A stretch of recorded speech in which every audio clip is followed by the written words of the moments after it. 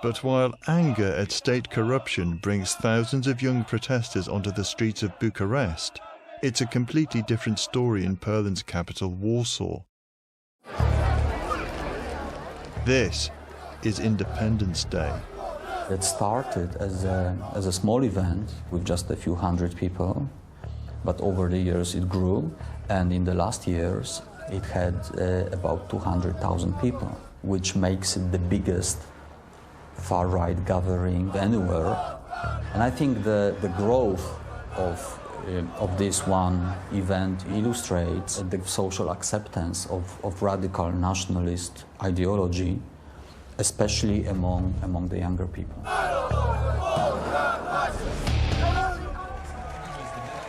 Poland is governed in all but name by Jarosław Kaczyński, leader of the Law and Justice Party, which won power in 2015.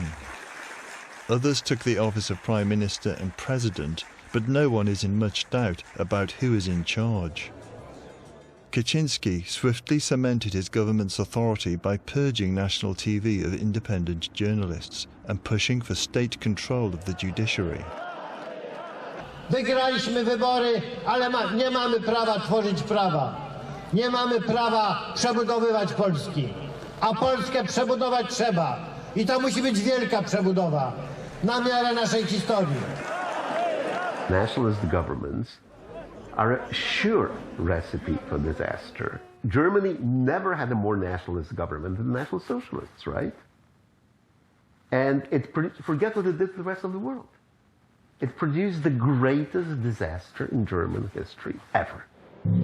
The Holocaust Museum in Warsaw bears testimony to horrors committed during the Second World War, when 6 million Polish citizens perished, many at death camps like Auschwitz.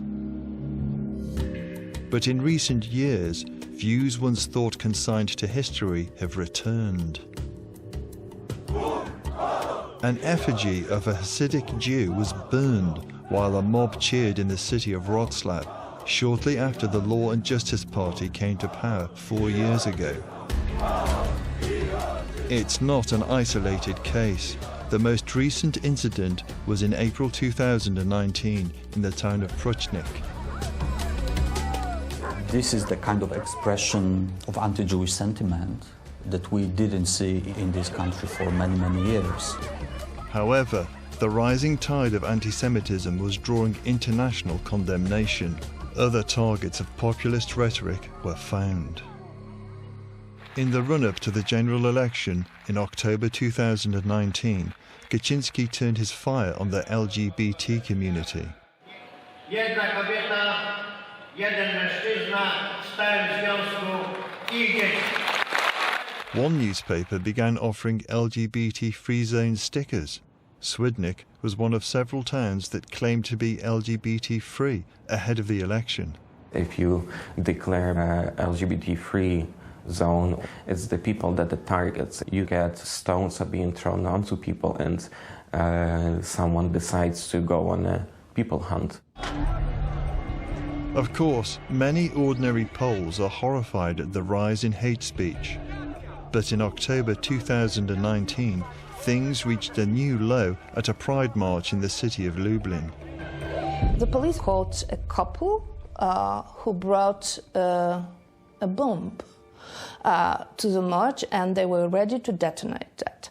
And the police experts said if it happened, it might have killed people. Lech Wałęsa, former shipyard worker and Poland's elder statesman, awarded the Nobel Peace Prize for steering his country to democracy, is outraged. Otóż już jestem starszym człowiekiem, jak pan wie, 76 lat.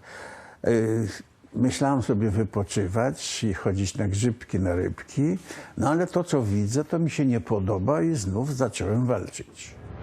In the 1980s, Poland was the epicenter of the Cold War. The Solidarity movement, headed by Lech Wałęsa, organized strikes in the Gdansk shipyards, which quickly spread across the country, prompting the communist authorities to declare martial law. Solidarity held its nerve, and before the decade was out, Poland had democracy. But earlier this year, another event rocked Gdansk to its foundations. Pavel Adamovich, the city's mayor for 20 years, was stabbed by a man who burst onto an open-air stage at a national charity event. The killer condemned the Civic Platform Party, which opposes the current government, as he murdered Adamovich.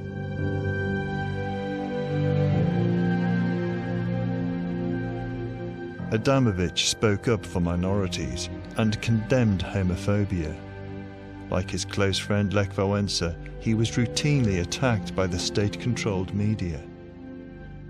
Just over the 12 months that preceded his death, he appeared on news and public TV more than 100 times, all of them in a negative context.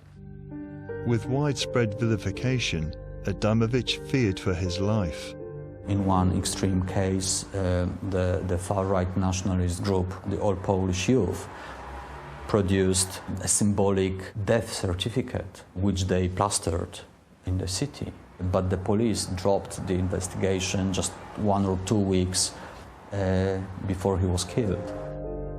The assassination, coming 30 years after the first free elections in Poland, casts a shadow over Gdansk, where the struggle for freedom against communist rule had its first victory not only in Poland, but arguably in the whole of Eastern Europe. Zwróćcie uwagę na Polskę.